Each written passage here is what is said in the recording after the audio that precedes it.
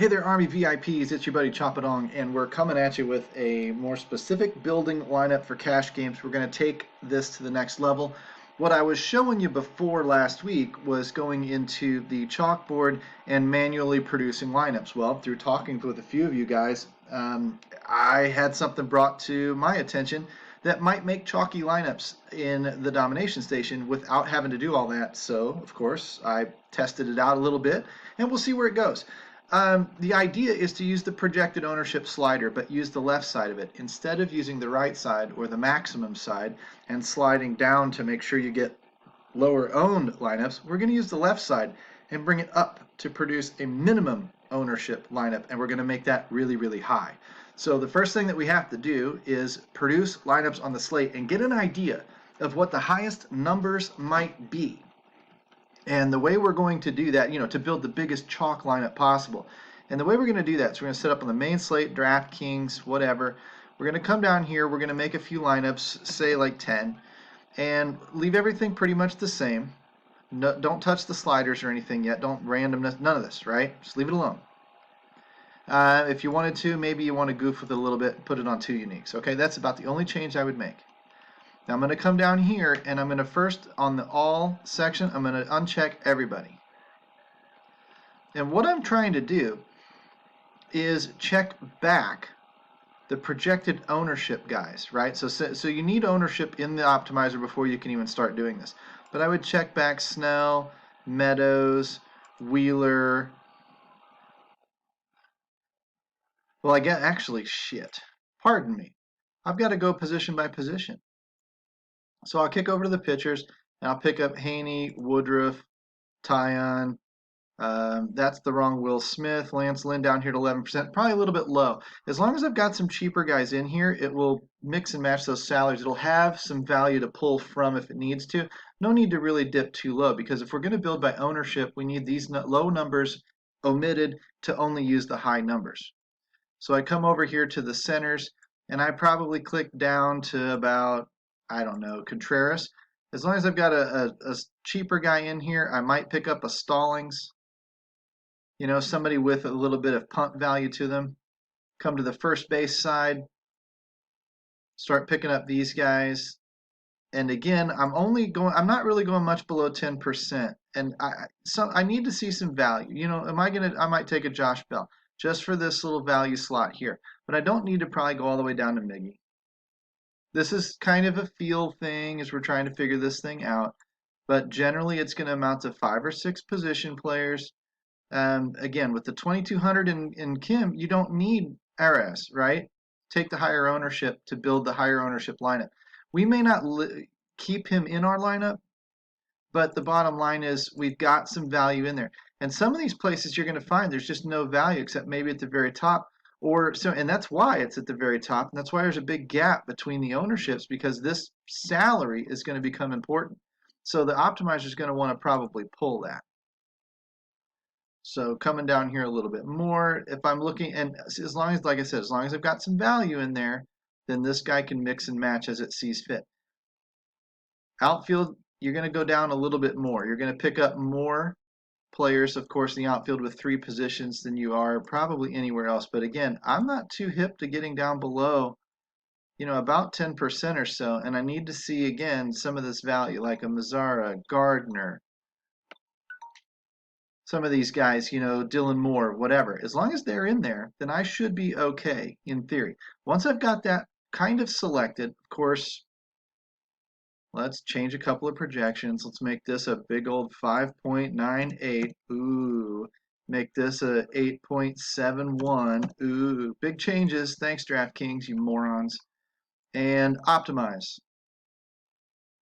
Now that I'm going to get 10 lineups, I'm going to take this, I'm going to sort by percentage of ownership. Now that I've brought that to the top, I got a 208 earlier. I don't know what changed, but let's call it 202, 203, 208, whatever. 200 is a good number. Now I'm going to take this slider and I'm going to jack it up to 190. It won't let me do 195. I would do 195 if it would let me, but 200 is too close to that 203. I want to give it a little bit of wiggle room. Whoops. And now I might cut down to one unique player, maybe two, whatever. Might build 15 lineups instead. But what I'm going to do, the big trick, is I'm going to come back here. I'm going to check everybody back. Oops, got to get to the all category here. I'm going to check everybody back. Once they're all checked back in, now I'm going to have most of all the chalk up here at the top. That's my player pool, just all the chalk, right? And if you want, you can go through and you can put your adores, your likes, your loves, whatever. You'll see that I did a few, just because, right? And maybe that'll make a difference. It maybe makes a difference at a little bit lower ownership, whatever. But as long as I can get something at 190% total ownership or higher, then I should be set up fairly well for cash games. I'm going to be right up against the top of what I could produce. I'm going to have chalk almost everywhere. I might have a little bit of stuff a little under it, but it's all going to be pretty reasonable. The only thing I need to do at this point is make sure that I'm not stacking probably more than 3 players per team. And the way I'm going to do that is just by manually looking at it. So now that I've produced 15 lineups by percentage ownership, 207 is at the top this time. Why 203 last time, 207 this time? I don't know. I don't care. I'm going to try and choose the chalkiest lineup that I can. 202, 207. This one has 1, 2, 3 Rays in it. Two Ash? Nope, just 3 Rays. That's it. It's a 3 by 1 by 1 by 1 by 1 by 1, right? With Snell and Woodruff. So this is okay. Why it's taken Martin Maldonado, I don't know, at 0%.